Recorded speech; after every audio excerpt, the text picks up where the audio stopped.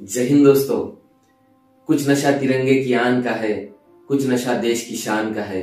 हम लहराएंगे हर जगह ये तिरंगा, नशा ये हिंदुस्तान की शान का है, नशा ये हिंदुस्तान की शान का है। हमें बचपन से ही हमारे राष्ट्रीय ध्वज का सम्मान करना, उसकी गरिमा को कायम रखना सिखाया जाता है। मगर बच्चे अक्सर सवाल पूछते हैं कि हमारे राष्ट्रीय ध्वज का सम्मान हम क्यों करें। इस पर कुछ माता पिता बड़ी होशियारी से जवाब देते हैं, मगर कुछ माता पिता अचरज में पड़ जाते हैं। तो चलो आज इसी सवाल का जवाब हम इस वीडियो के माध्यम से देखेंगे।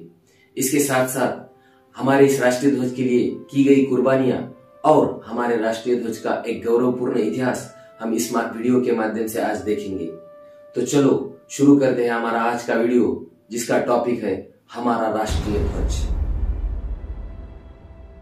इस टॉपिक पर वीडियो बनाने की वजह बनी भारतीय सेना ने 15 जनवरी 2022 को खादी से बना दुनिया का सबसे बड़ा राष्ट्रीय ध्वज प्रदर्शित करना। आजादी के बाद 1949 में भारतीय फील्ड मार्शल के.एम. करियप्पा ने ब्रिटिश जनरल फ्रांसिस बूचर से भारतीय सेना की कमान ली थी। तब से 15 जनवरी का दिन हर साल भारत में राष्ट्रीय सेना दिवस के रूप में मनाया जाता है। हमारे लिए ये बड़े गर्व की बात है कि भारत ने आर्मी डे के मौके पर इतिहास रच दिया। भारतीय सेना ने राजस्थान के जैसलमेर में भारत पाकिस्तान सीमा पर दुनिया का सबसे बड़ा खादी से बना राष्ट्रीय ध्वज प्रदर्शित किया। यह झंडा 225 फीट लंबा और 150 फीट चौड़ा है। इसका वजन करीब 1400 किलो है। इस झंडे को खादी ग्राम उद्योग द्वारा बनाया गया है, जिसे 70 कारीगरों ने मिलकर 49 दिनों में तैयार किया है। इस झंडे को बनाने के लिए 4500 मीटर हाथ से बुने और हाथ से काते खादी के सूती ध्वजपट का इस्तेमाल किया गया है। यह झंडा कई किलोमीटर दूर से ही स्पष्ट रूप से देखा जा सकता है। भारतीय सेना की वीरता और कुर्बानी को याद करने के लिए मनाए जाने वाले इस आर्मी डे के मौके पर लगाया यह झंडा सेना के मनोबल को और बढ़ाएगा। अपने झंडे के सम्मान के लिए आज तक बहुतों ने प्राण न्योछावर कर दिए। ऐसे ही एक 12 साल की बच्ची की कहानी, जिसने अपना झंडा फहराने के लिए अपने प्राणों की आहुति दे डाली। यह घटना है 20 सितंबर 1942 की, जब भारतीय लोगों ने अंग्रेजों के खिलाफ भारत छोड़ो आंदोलन छेड़ा था। 20 सितंबर 1942 को असम के ढेकियाजुली शहर में स्वतंत्रता सेनानियों का एक आत्मघाती दस्ता पुलिस स्टेशन के ऊपर भारत का झंडा फहराने की कोशिश कर रहा था, जिसमें 12 साल की तिलेश्वरी बरुआ भी शामिल थी। उसी वक्त अंग्रेज सिपाहियों ने इस झंडा फहराने वाले दस्ते पर गोलियां बरसाई, जिसमें तिलेश्वरी बरुआ से 15 लोग शहीद हो गए। ये और ऐसे कई उदाहरण भारत के इतिहास के पन्ने हमेशा बयां करते हैं। हमारा ये वर्तमान तिरंगा कई बदलावों से गुजरा है। हमारे तिरंगे का विकास देश के इतिहास और भारतीय राष्ट्रीय आंदोलन के साथ जुड़ा हुआ है। भारत का पहला ध्वज 1904 में स्वामी विवेकानंद की एक आयरिश शिष्य सिस्टर निवेदिता, जिन्हें हम भगिनी निवेदिता के नाम से भी जानते हैं, उन्होंने बनाया था। इस झंडे में 2 रंगों का इस्तेमाल किया था।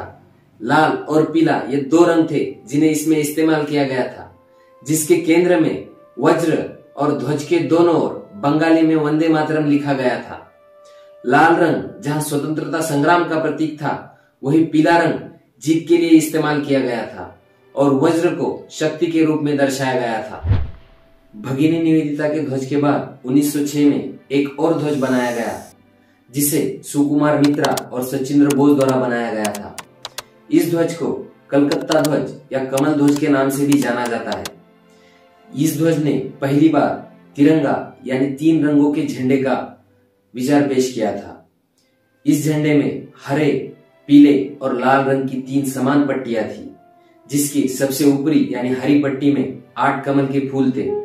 मध्य भाग की पट्टी जो पीली पट्टी थी, उसमें वंदे मातरम लिखा था, और सबसे नीचे की पट्टी लाल पट्टी, जिसमें चांद और सूरज थे, जो भारत की एकात्मता को दर्शाते थे। इस झंडे को 7 अगस्त 1906 में कलकत्ता के पारसी बगान स्क्वायर में फहराया गया। यह पहला झंडा था जिसे फहराया गया था। भारत का द्वितीय ध्वज मैडम भिकाजी कामा द्वारा 22 अगस्त 1907 में स्टुटगार्ट जर्मनी में फहराया गया था। यह ध्वज मैडम कामा, वीर सावरकर और श्यामजी कृष्ण वर्मा द्वारा डिजाइन किया गया था। यह ध्वज काफी हद तक कलकत्ता फ्लैग जैसा ही था, मगर इसमें कुछ कुछ बदलाव किए थे, जिसमें लाल रंग की पट्टी की जगह केसरिया रंग की पट्टी को स्थान दिया था, जिसको सबसे ऊपरी पट्टी बनाया गया था। उस पट्टी में एक कमल और 7 तारे थे जो सप्तर्षि को दर्शाते थे। यह पहला झंडा था जिसको विदेशी सरजमी पर फहराया गया था। 1917 में होम रूल लीग के चलते लोकमान्य तिलक और एनी बेसेंट ने भारत का तृतीय ध्वज बनाया। इसके बाद 1921 में विजयवाड़ा में चल रही ऑल इंडिया कांग्रेस कमेटी की बैठक में आंध्र प्रदेश के एक युवक पिंगली वेंकैया ने एक ध्वज बनाया और गांधी जी को दिखाया। इस ध्वज में लाल और हरे ये 2 रंगों का इस्तेमाल किया गया था, जो हिंदू और मुस्लिम इन 2 संप्रदायों का प्रतिनिधित्व कर रहे थे। इस पर गांधी जी ने भारत के शेष संप्रदायों के प्रतिनिधित्व के लिए सफेद रंग का समावेश ध्वज में किया जाना चाहिए, यह सुझाव पिंगली वेंकैया को दिया। पिंगली वेंकैया को ही भारत का राष्ट्रीय ध्वज बनाने का श्रेय दिया जाता है। भारतीय झंडे की जर्नी में 1931 यह यादगार साल था। आज तक सभी झंडे अनऑफिशियल थे, मगर तिरंगे को भारतीय राष्ट्रीय ध्वज के रूप में अपनाने का प्रस्ताव 1931 में पारित किया गया। पिंगली वेंकैया ने दिए हुए सुझावों का पालन करते हुए केसरिया, सफेद और हरे इन 3 रंगों से तिरंगे को बनाया, जिसके मध्य में उन्होंने गांधी जी के चरखे को स्थान दिया।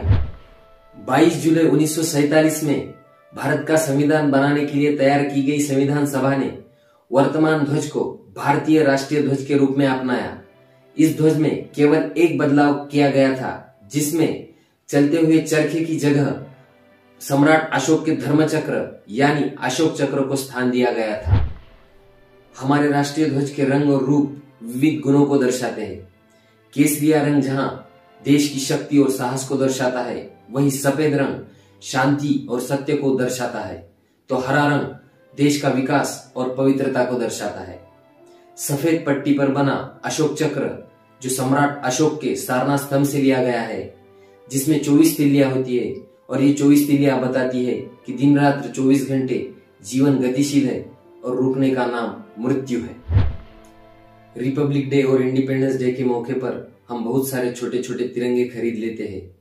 ये तिरंगे बाद में इधर उधर पड़े हुए मिलते हैं, जिससे हमारे देश और राष्ट्रीय प्रतीकों का अपमान होता है। इस तरह से हमारे राष्ट्रीय प्रतीकों का अपमान न हो, इसका ध्यान हमें रखना चाहिए। अगर हम हमारे राष्ट्रीय प्रतीकों का सम्मान नहीं कर सकते, तो इस तरह के झंडे खरीदने नहीं चाहिए। हमारा राष्ट्रीय ध्वज हमारे देश की पहचान, उसके व्यक्तित्व और विचारधारा को बताता है। यह ध्वज हमारी आजादी और संप्रभुता को बताता है।